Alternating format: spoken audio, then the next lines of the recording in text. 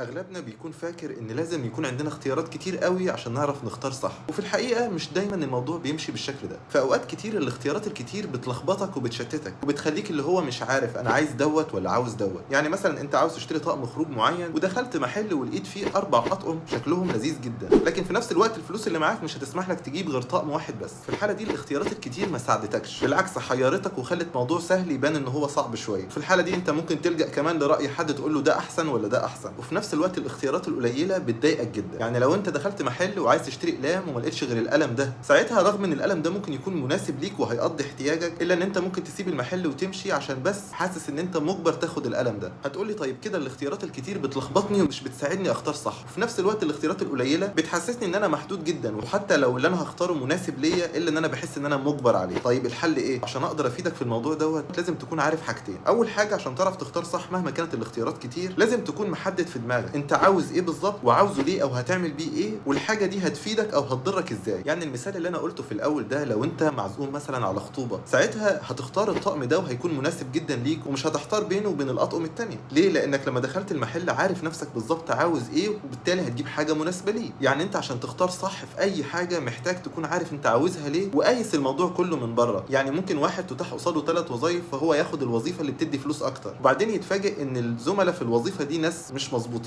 او ان المدير بتاعه شخص سيء جدا او مؤذي جدا. هو اي نعم خد مرتب اعلى، بس هو هيفضل طول الوقت مش مرتاح بسبب البيئه السيئه اللي اتحط فيها. وبما انه هو ما كانش عارف هو عاوز ايه بالظبط وما قاسش الموضوع من بره، فهو لبس في الوظيفه دي خلاص وضيع على نفسه فرص تانية كان ممكن تكون احسن. تاني حاجه لازم تخلي بالك منها هي انك تحاول تميك ذا موست اوت اوف ذا اوبشنز المتاحه ليك، بمعنى ان مهما كانت الاختيارات المتاحه قصادك قليله جدا لازم تطلع منهم باقصى استفاده وتختار الحاجه الملائمه ليك من غير ما تحس ان انت مجبور او مضغوط. يعني مثلا واحد جاب مجموع متوسط في الثانويه العامه ومتاح قصاده كليه الحقوق وكليه التجاره، بالرغم من انها كليات كويسه جدا الا ان هو ممكن يحس ان هو مجبور يخش الكليه دي او متضايق او مش هي دي الحاجه اللي هو كان عاوزها، فتلاقيه اختار بعشوائيه اختيار غلط ممكن ياثر عليه بعد كده. في حين ان هو ممكن يهدى ويفكر كويس ويحسبها ويشوف انهي كليه من دول هتفيده اكتر او هتقدم له حاجه قريبه من شخصيته، ويبتدي يشتغل على نفسه ويطور نفسه، وفي ساعتها الاختيار ده هيكون صح لانه هيشكر نفسه بعدين. اللي انا عاوز اقوله لك ان انت حاول قدر الامكان تستفاد بالمتاح، يعني ما تختارش بعشوائيه وتخسر نفسك حتى لو الاختيارات دي محدوده او مش عاجباك. الاختيار اللي انت شايفه مش مناسب دلوقتي لو قعدت وفكرت ممكن يطلع مناسب، بس انت اللي مش واخد بالك.